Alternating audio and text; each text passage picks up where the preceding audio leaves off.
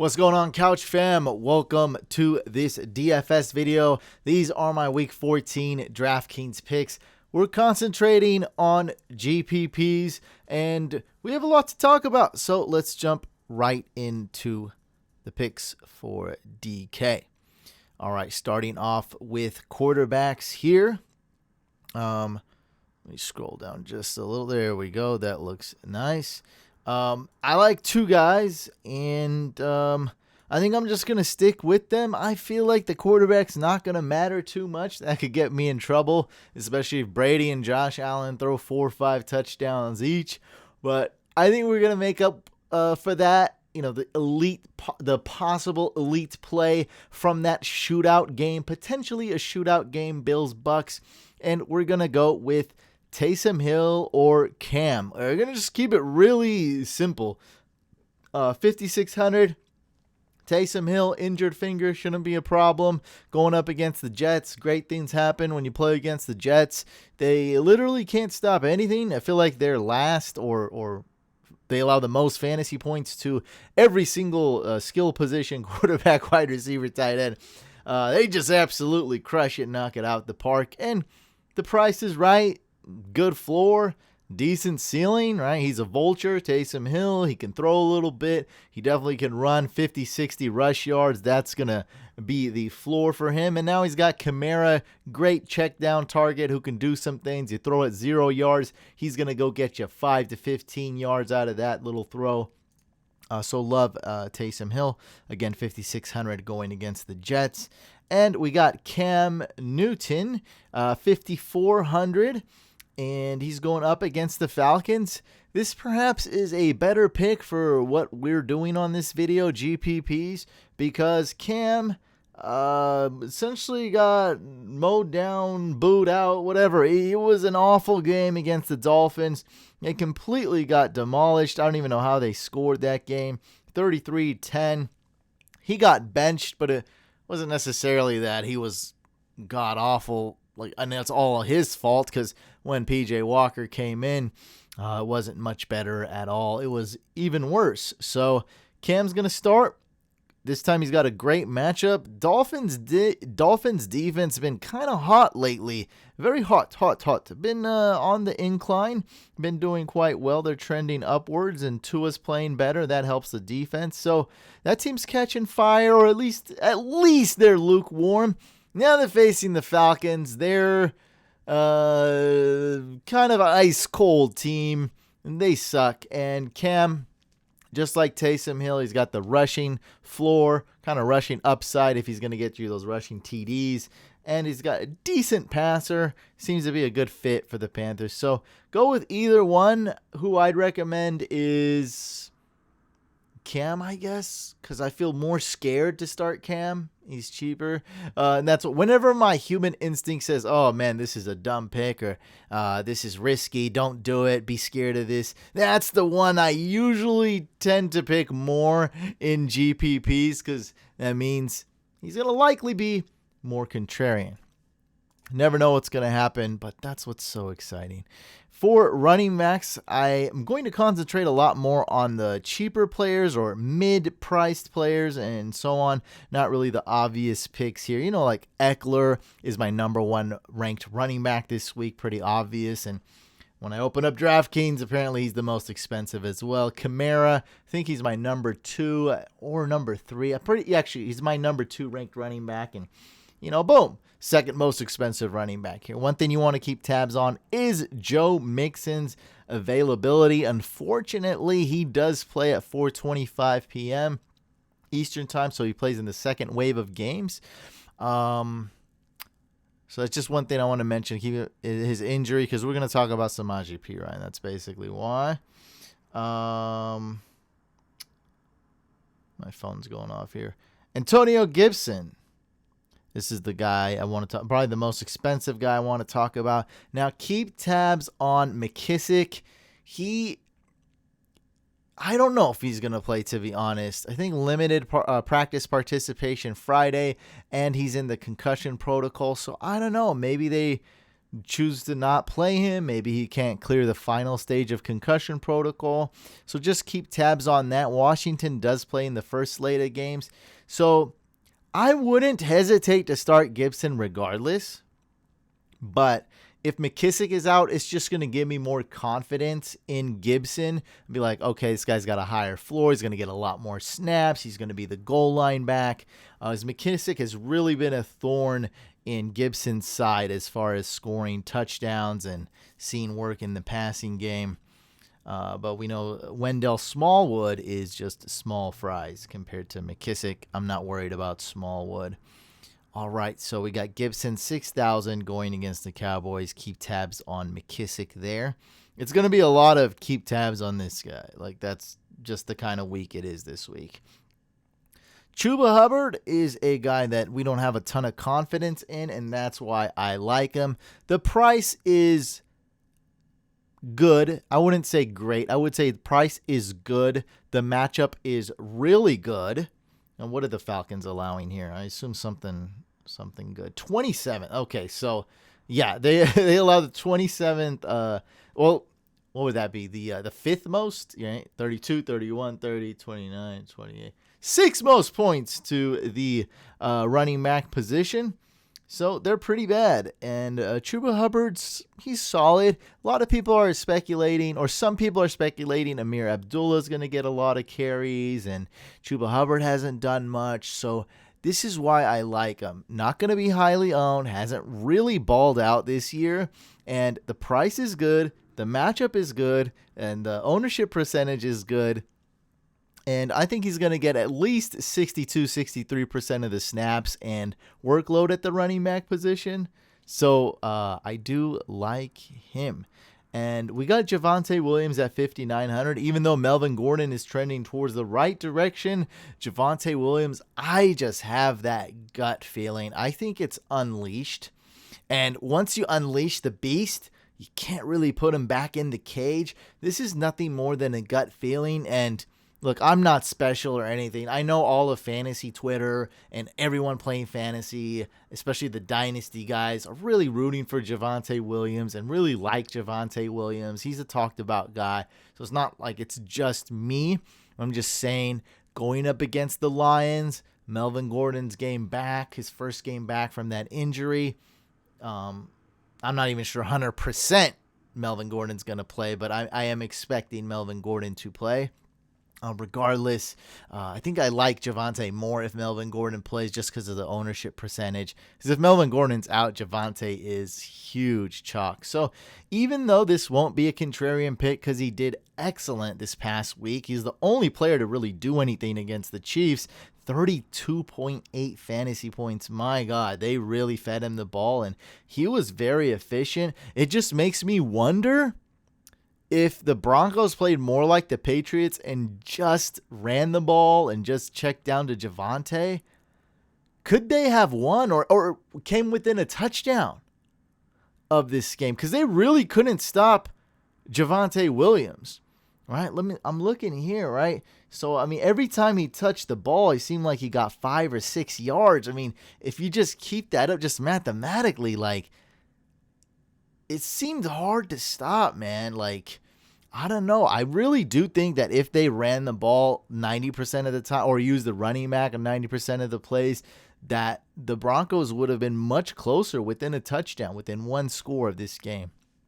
Anyway, going against the Lions, good things can happen. Javonte Williams can break off some more bigger plays against the Chiefs D. And Chiefs D didn't even play bad or anything like that. It's just Javonte Williams and that team, you know, how they use the running back, how they block for him, the plays, like it works. It works very well with Javonte. I mean, Melvin Gordon doesn't even look bad back there. So it's just a good situation. And now you got the best matchup possible. Lions allowing what? The most? No. Lions, where am I? I lost my place. He's 5,900. Lions are 30th. Okay, so they allow the third most points to running backs on DK scoring. All right, some little less obvious players super cheap. We got Dante Foreman. I think he's going to be amazing against the Jaguars. He's not a guy that like you're trusting. This isn't the best cash game play, but I look at that 19 carries. Wow, 19 carries against the Patriots. Just imagine how many carries he's going to get against the Jags. He is the runner. He is the first and second down back. What we're hoping here is for some big plays. We're hoping for some goal line touches, and we're really hoping for some touchdowns. And against the Jags, with a team that loves to run the ball, Adrian Peterson is out of there. I think Dante Foreman, he's got 19 carries and 1 reception last week. That's 20 touches.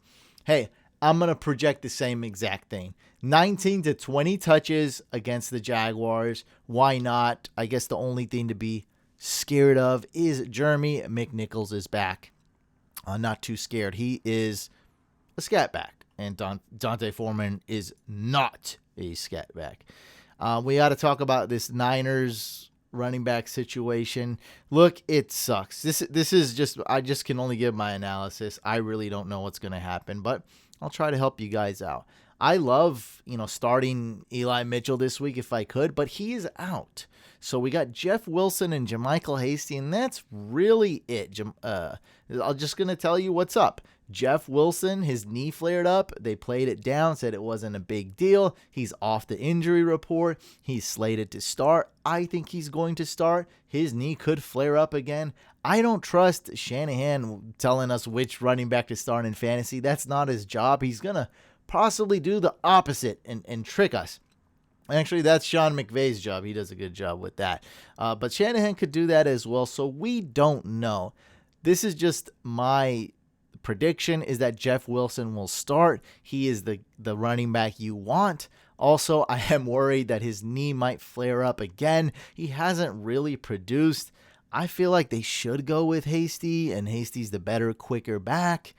I don't know if Jeff Wilson's really 100% from that significant injury he suffered. Nonetheless, Eli Mitchell is out. Jeff Wilson's 4,400 going against the Bengals. And I guess I'll skip really quick to the 4K club. JaMycal Hasty is 4,000. So pick either one, pick neither. I don't know. I just can tell you the price and the analysis or the news.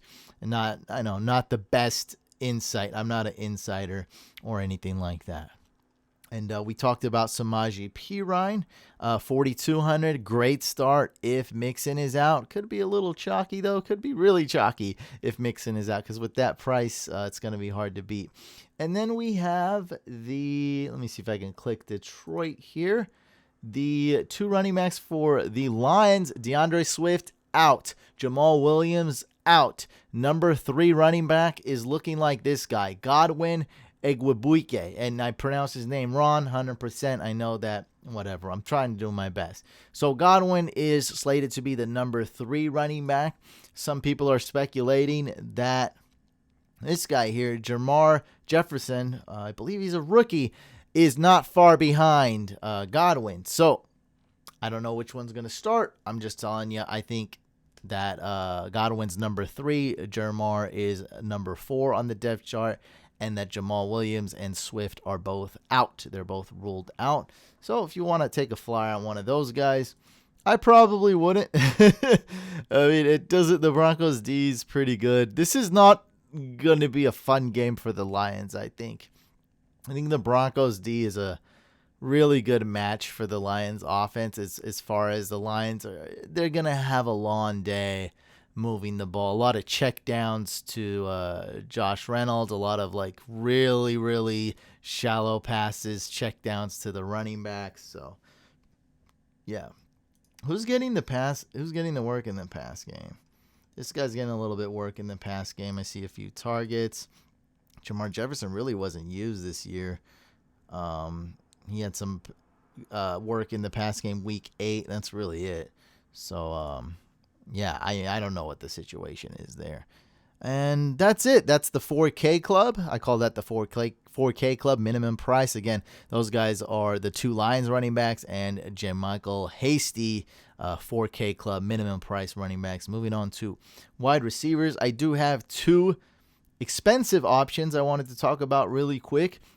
Number one is going to be Jamar Chase. The price is not good. It's not bad either. A lot of confidence has dropped in him. And remember, every week, everyone was picking Chase in, in the weekly snake drafts, my Saturday videos on DraftKings, on FanDuel. Everyone's starting him in season long.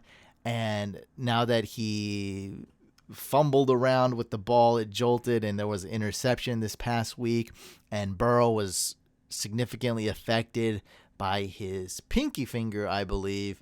I think people are going to be less on him. So this is 1 week where we're going against not so great corners, not so great secondary, my Niners. And we have an explosive young wide receiver. We have a lot of question marks. I don't want to say doubt, but question marks with Chase. Doubt with Chase. Question marks with Burrow. And, this is one time you might be able to sneak in. And you know how Chase is, right? It's one big play. Maybe two big plays. 2 touchdowns. That's a likely scenario that could happen. So Jamar Chase, 6,900, going against the Niners. This is a very weird one, but I'm just listening to you guys. People are saying to bench Mike Evans. Projections are a little bit lower on him than usual, and I just don't see it. This is a shootout, and Antonio Brown is out. I don't know. I feel like somehow maybe the casual players will not pick Mike Evans. Some way he's not going to get the ownership and hype he deserves. And he's a little bit cheaper than Godwin. $500 cheaper than Godwin this week. And I feel like they're very close. I feel like their projections should be identical, Godwin and Mike Evans. So we'll see. Do they double Mike Evans? Maybe. But all it takes is one big play, and we've seen it a lot since Antonio Brown has been out. So Mike Evans at 6,600, another play that's right in front of our eyes that seems like it should be obvious, but it's not. It's kind of sneaky. Kind of the same thing. Amari Cooper, he just recovered from COVID, and now he's fully healthy. It seems like he's going to get a full workload. He's good to go. He missed a couple weeks. And then he was limited against the Saints, maybe a little out of breath and whatnot. Now he's ready to go, full workload. You're getting him at a slight discount, only $5,900, going against a good matchup, as far as allowing fantasy points to Amari Cooper. Where did I put him? 5,900. Yeah, they allow, they're the 27th ranked against defending the wide receiver in fantasy. Like, that's pretty good. 5,900 with Amari Cooper. He's a guy that people just don't like, really. So might be able to get him kind of contrarian, not contrarian, but borderline contrarian. And then we have Julio Jones at 5,400. Maybe I'm the only one that's crazy enough to start Julio if he's active. Now, I have a feeling he's going to play. I have a feeling he's going to do great, and I have a feeling no one's going to pick him. Now, you're getting a borderline Hall of Famer at 5,400 going against the Jaguars. It's tough to pass this up for me in a GPP. Like, in a cash game, this is very stupid. Like, don't do this. But I'm doing it. I'm playing Julio Jones. If he's playing. Now, he's injured reserve, designated to return. So I think he's going to play this week. And, hopefully his hamstring holds up. Just some other guys I'll talk about really quick. Marvin Jones, 4,500. This guy's just completely sucked this year, so I don't know if I want to recommend him. But good matchup against the Titans. If Julio is out, this is another one, like, keep tabs on it. Watch out for this guy, Nickel Westbrook Ikhine, whatever his name is, should be the wide receiver 1 for the Titans, 4,500 again in that same game going against the Jaguars. Now, one guy I really like is Robbie Anderson. Once you get the run game going, once you can't stop Chuba and Cam, boom, Robbie Anderson wide open for a big touchdown. Hasn't really performed this year, but with Cam, there is some hope. I do like Robbie Anderson going against the Falcons. 4,300. A lot of people are going to be picking Jalen Guyton at 3,400. With Keenan Allen out, Mike Williams is trending towards playing. We don't know that for sure. But if you want to be a little bit more contrarian for the same value approximately, a little bit more risk, but same value, and 3,000 is minimum price for wide receiver, right? Yeah, 3,000 minimum price. So Josh Palmer, why not, right? If people are going with Guyton and we can save 400 and go with Palmer and be more contrarian, I'm going to go ahead and do that. Now, the projections aren't that far apart, so I do like Palmer. It's all about who gets that touchdown. That's really what it is. Who's going to get in the end zone? And with Herbert, he spreads the ball. He's a great quarterback. He's elite. You know, it seems like an Austin Eckler game in the run game and in the pass game, but we'll see. Someone else is going to catch a touchdown that game, whether it's Jared Cook, Parham, BMW, Big Mike Williams. Someone's going to catch it. Okay, and for tight ends, I'm focusing on these cheap players. So I got 2 cheap players that I like. It's okay if people make fun of me for picking Foster Moreau last week. I go right back to the Foster Moreau well. I don't care. I'm going with Foster Moreau. I like it. 4,000 going against the Chiefs. Darren Waller, by the way, has been ruled out. Ricky Seals-Jones, what's the news right here? RSJ hip has been cleared to play in Sunday's game against the Cowboys. Ricky Seals-Jones comes back from a 3-game absence, blah, blah, blah. Let's go. Ricky Seals-Jones, 3,600, might be a little bit more chalky, but I do like that and super cheap. Now, if you want to be super contrarian, I don't even like this pick. I'll tell you. But I feel like out of Jarvis Landry and Austin Hooper, one of them will do well. And so I'm going with Austin Hooper, who hasn't performed this year. He's had a couple games where we're like, okay. And Baker sucked this year. But 3,400 going against a banged-up Ravens defense, I do like that. I think they're going to utilize either Jarvis or Hooper, and hoping one of them scores a touchdown. And, you know, if you pick Hooper, hope it's him. So 3,400, super cheap, good matchup, risky, and contrarian. I mean, he checks all the boxes. The floor, not so good. Right? Maybe the ceiling's not so good either, but he is a tight end. Sometimes all you need is that one lucky touchdown, and boom, he's going to hit value. And what's my other one? Okay, this one is not, it's not good. All right, don't even, I just want to give you guys, this is the minimum price club. You guys remember the minimum price club, right? It's a thing. So Hawkinson is doubtful. He's not going to play. Next up, I believe, is Brock Wright. Should we double check this? I think I want to double check this before I get in trouble, but I believe this is the number 2 tight end it is Brock Wright. Okay. Brock Wright for the Lions. I mean, he's done some things, like he's not been great, but you know, they're going to have to throw the ball in the 4th quarter. They're going to have to throw the ball probably in the 3rd quarter, the Lions. They're always playing catch up. They're always checking down the ball. And if you get just one lucky touch, all right, the Lions not going to score too many touchdowns. So what do we need? 4 targets? Let's say 4 targets should be able to make this come true. Okay, Brock Wright, starting tight end now. Hawkinson's backup. Minimum price going against the Broncos. So I looked at the Broncos, and their defense is actually just like the Jets, but the complete opposite. Their defense is actually good against everything.